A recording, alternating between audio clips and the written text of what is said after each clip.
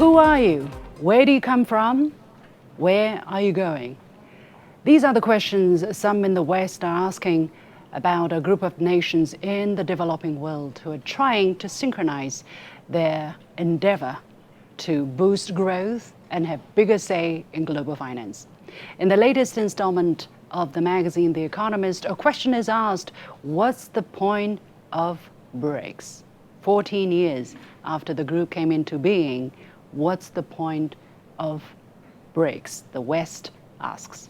Well, let's talk about it. Welcome to a special edition of The Point with me, Liu Xin, coming to you from Beijing. Earlier, I had a panel discussion with 4 guests from different parts of the world. Professor Gong from University of International Business and Economics, Israel.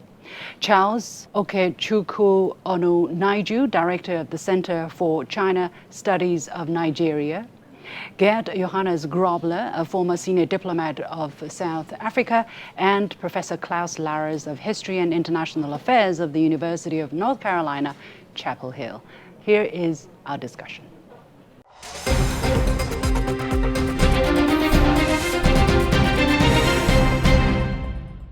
Mr. Grobler, let me go to you first, as you are in South Africa, the place where everything is happening. I don't know whether you read that article or not about what is the point of the BRICS.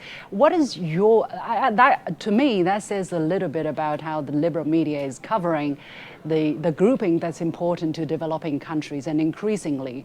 What would be your answer to this vitriolic snipe to BRICS? Well, thank you very much. It's great to be here. And I was just saying that I attended some of the BRICS meetings, and there has been a very upbeat, a very positive mood here in South Africa, hosting BRICS, amongst others from the Business Forum, the BRICS Business Forum. That BRICS is a catalyst for positive change in our polarized world. And it's therefore not surprising that so many global South countries identifies with the values, the vision espoused by BRICS. And this is evident in the significant number of countries who now are appealing or wanting to join BRICS. The BRICS leaders in some of the meetings I attended have reaffirmed their commitment to a multipolar world as the only way or the best way to address the common challenges that humanity faces, and that through international cooperation. And I must say, the comment by the Economist is typical of what you see from the Western media. But it was very interesting. There was an article that appeared over the weekend in a very reputable London newspaper called The London Observer. And I would like to quote from that, because I think that sort of summarizes the current geopolitical situation. I'll quote it quickly. It says, quote, "If it sounds like a Cold War and it looks like a Cold War, then it probably is a new Cold War." And it says, and it poses this very important question: for what other interpretation is there to be placed on the US President Biden's latest and ongoing ramping up of diplomatic, economic, and military pressure on China? There will be a very strong emphasis on creating a better, fair, a more balanced world, and with a strong emphasis on international cooperation. So the Economist, I mean, I read it regularly, comment is totally inappropriate. Mr. Grobler, let me follow up very quickly, because you made some very interesting points. And one of the things that people base their dismissiveness on is that it seems that, after 14 years of being in existence, this group has not made huge splashes in the international scene. How would you answer that? What has this group achieved concretely over the past 14 years? I mean, I have mentioned the share of the BRICS economy has almost doubled in its importance to the global economy. But as a group, what tangible things can we point to now we're looking at it 14 years after its birth? If you look at the communiques of the BRICS summits over the last number of years, there has been constructive decisions taken on, first of all, the attention on the global south to create a better world, to create, as I said, a more just and equitable world. And that still remains the key focus of BRICS. And I am sure that if one looks at from what I've heard, what is happening, we are probably going to see whether it's in the field I mean, BRICS is such a multifaceted, multi-sectorial organization.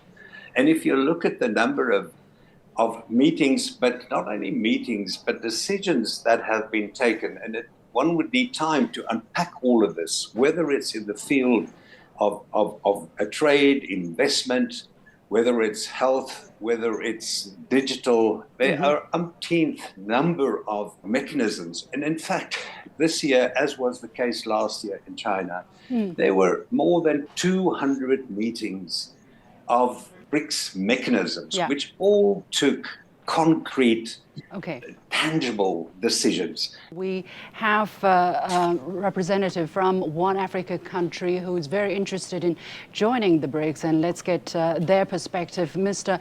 Onunaiju joining us from Nigeria. So tell us a bit, what do people in Nigeria think of BRICS, and why is Nigeria interested to be part of it?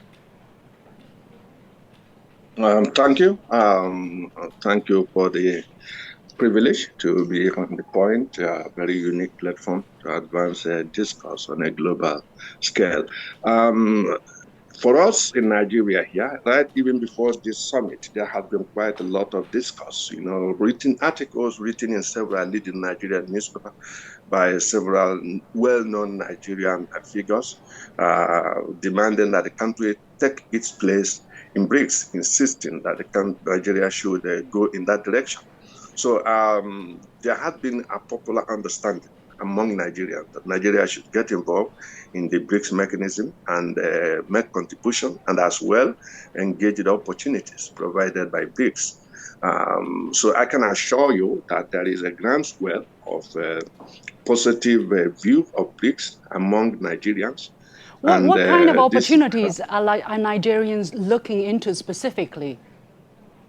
Yes, of course, like we have basically economic, essentially economic, and of course political. First and foremost, Nigeria has challenge of economy, especially the monocultural economy of dominant production of commodities.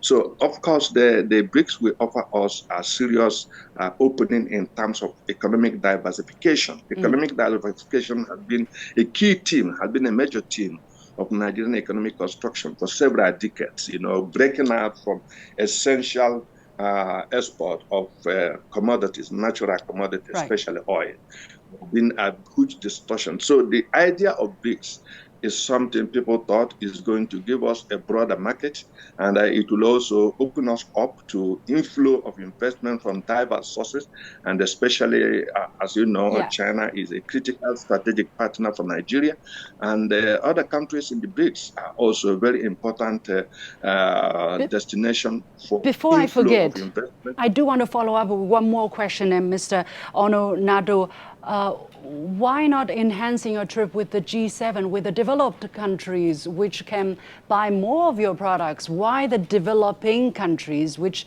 have limited purchasing power or consumer capacity, let's say? Very short, please.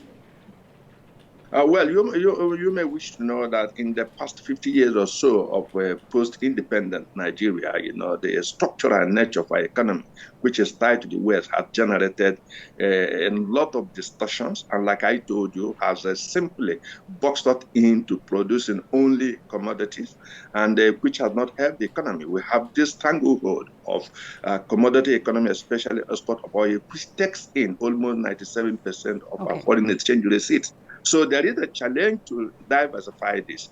And the structural nature, the traditional structure of international economy in which Nigeria was integrated has not enabled us to fully exploit the opportunity of diversifying the economy. So I think BRICS offers this essentially, basically, the idea of diversification of Nigerian economy, especially exposing, moving up to the industrial chain, and getting involved in the industrial chain is a critical factor in Nigeria aspiring to join the BRICS. Yeah, thank you very much. Professor Larres, let me go to you. You are the representative of the Western narrative here, but please disagree if you wish to. The question really is, a lot of these reports are saying, look, this bloc is trying to bring down the Western dominance, or they're trying to disrupt or challenge the current world order that's dominated by the West. But my question really is, why shouldn't the West's dominance be challenged? It's a pleasure. Thank you for the question. It's a pleasure to represent the entire Western world here, which I'm unable to do. Let me first say it is an important meeting, clearly, but I would like to say that the expansion of an organization, and that is, of course, the intention of the BRICS meeting, or one of the intentions, does not necessarily lead to its success. When you look at the European Union with its 27 members now, that hasn't always made life more successful or easier for the participating states.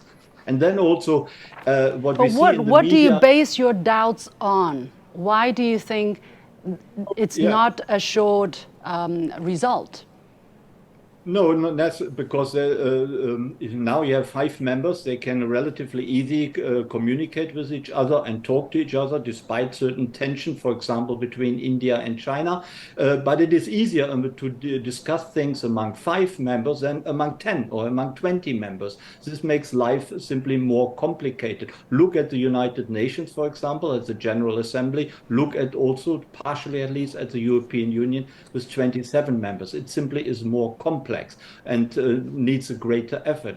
But what I do notice in the international media and elsewhere is that bloc thinking, that the BRICS are competing with the G7, and the G7 are worried about the BRICS meeting. And I think that is the wrong approach. There is no harm in having the BRICS meeting and having another organization which hopefully brings economic development to the global south and perhaps other parts of the world.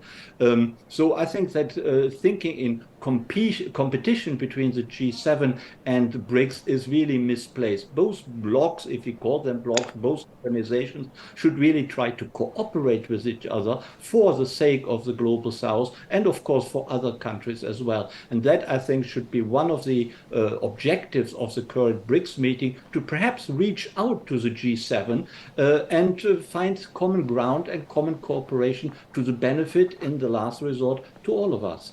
Do you think, even if the BRICS would reach out to the G7, do you think they would be met with open arms? Or do you think right now, in the current atmosphere, as Mr. Grobler described, do you think it is possible? No, absolutely. I think Russia is, of course, a big problem case. It's very difficult to reach out to Putin, who is conducting a terrible, aggressive war on Ukraine. There's lots of war crimes being committed, and so on and so on. But there are close connections between South Africa, for example, and the Western world. There are close connections between India and also between China and the Western world, despite all tension which we heard about before China and Western world. There are also many contexts still, and they should be strengthened and improved upon. They should not be further made more difficult. Professor Gong, finally, it's your turn. What is the biggest point you want to address at this moment? You've heard so much. I will start by addressing the initial question you asked at the very beginning of the program. What's the point of BRICS? Certainly, BRICS is a political organization designed to counter the weight and the condescending arrogance, in my view, towards the global South. It's a place where the global South, the developing countries, the emerging market economies can get together to voice their opinion regarding global matters. I think the fundamental answer lies in South Africa President Ramaphosa's speech. He specifically said that developing countries are not going to be bullied by the West to side with a certain political position. I think that speaks to volume about the current situation between the South and the North. But other than that, I would say the comparison between G7, G7 and BRICS is probably not that appropriate, because BRICS is fundamentally about a non-alignment cause. It's a partnership. It's not a alliance, versus the G7 is a total alliance. I mean, they synchronize things on a range of political, even defense issues. And also, I want to also add another point. BRICS is more than just a talking place. BRICS has a functioning bank called New Development Bank under the directive of the BRICS. It has made, if I remember this correctly, $33 billion of loan to many developing countries for economic development. So clearly, another very interesting and also very important mission of the BRICS is for economic development. In President Ramaphosa's speech, he specifically called for total transformation of the international financial institutions. We talk about making these loans to the developing world without conditions, exactly as the New Development Bank has been doing, right, and exactly opposite to what organizations like the IMF and the World Bank have been doing. So I think if you look at the economic agenda of BRICS, the political agenda of the BRICS, there's an entire reason why this should exist. So in that regard, I totally reject the article you cited by economists. It doesn't sync up with the reality at all. And it doesn't speak up with the status of the publication, looked up upon by so many people around the world. Mr. Onunaiju, what do countries such as Nigeria think of the hyped risks that by joining BRICS, you might become, say, a satellite of China or a member of the fan club of China? What do you think of that? Yes, I'll show you something that in Nigeria there is a clear understanding that China is the internal structure, the nature and structure of China, contemporary state, has no any element of bullying, has no element of traditional imperialist state that we have known in the past. So I think there is a clear understanding here that we are dealing with a state with a different nature, historical background and different nature, okay, whose activities we can understand within the international system. But essentially, let me tell you, we have challenges, the excruciating debt burden arising from our debt being denominated in US dollars. The stranglehold of the US dollars is ruining small-scale businesses, driving the country to bankruptcy, driving small businesses to bankruptcy. There is a general feeling that we need to engage the opportunities of several baskets of international currency. These are some of the traditional challenges. These are some of the challenges we have tied to the traditional structure of Western-dominated economy. So the BRICS offers a way out. The BRICS offers a scope of fresh air into Nigeria getting on a fresh start. And more important, like you may know, countries like Nigeria, we are never a part in designing the framework of the existing international financial architecture dominated by Western. Like you know, the IMF is alternated between either an European president, the IMF and World Bank is dominated by either European president or American president.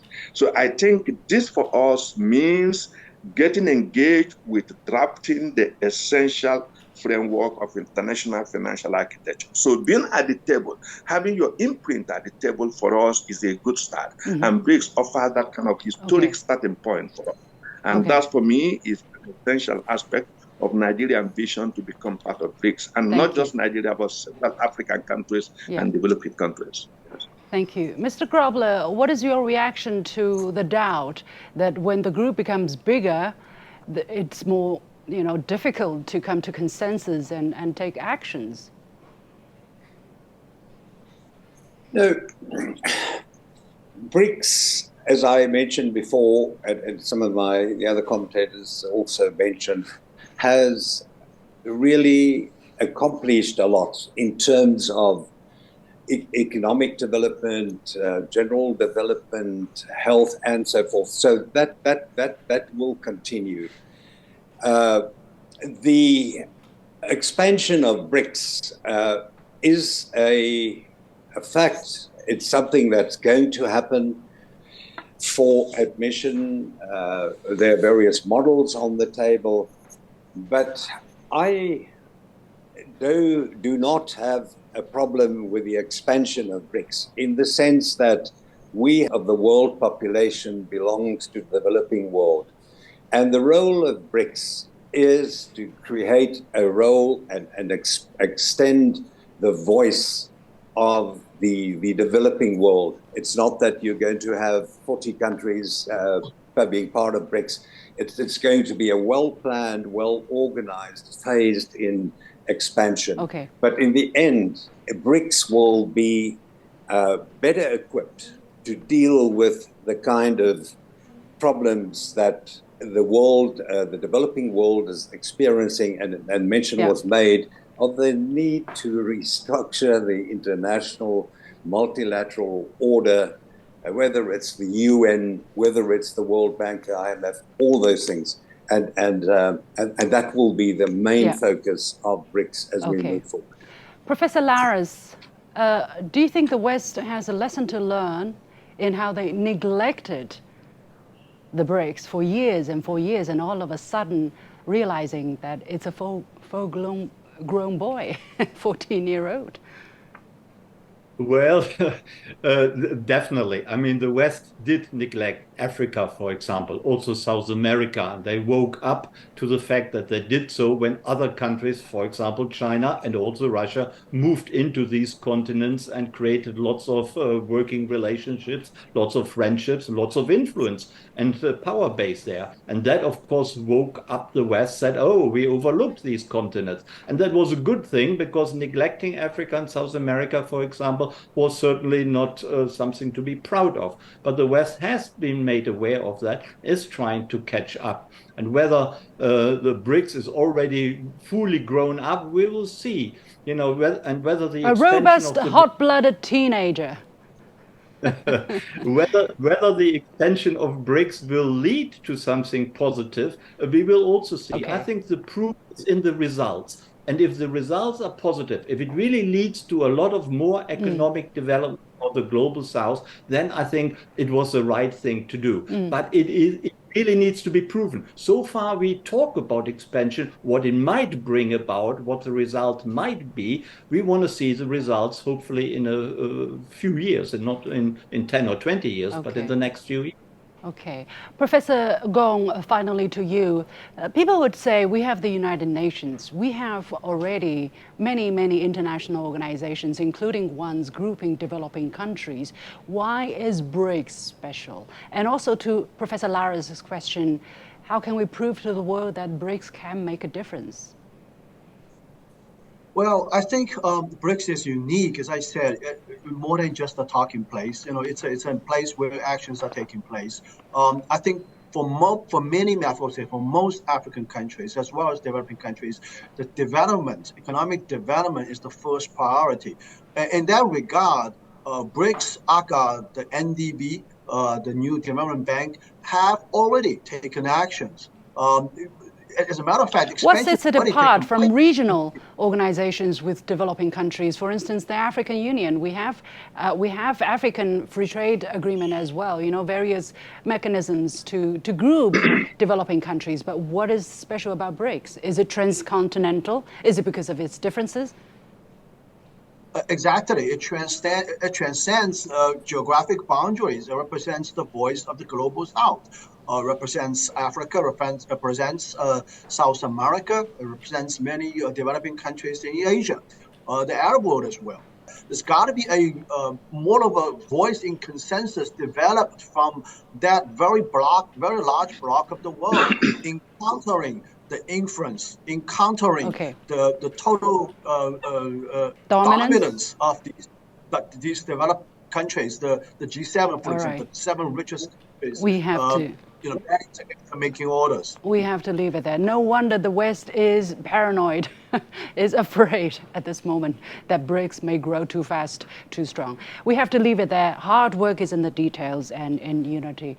Many thanks to my guests, Professor Gong, Vice President of Research and Strategy of the University of International Business and Economics, Israel, Charles Okechukwu, Onunaiju, Director of Center for China Studies of Nigeria, Gert Johannes Grobler, a former senior diplomat from South Africa, and Professor Klaus, Larres, History and International Affairs Professor from the University of North Carolina, Chapel Hill. And with that, we come to the end of this special edition of The Point with me, Liu Xin, coming to you from Beijing. As always, you can follow me on Facebook and Twitter using the handle Liu Xin in Beijing. On behalf of the whole team, thank you for watching. You've got the point.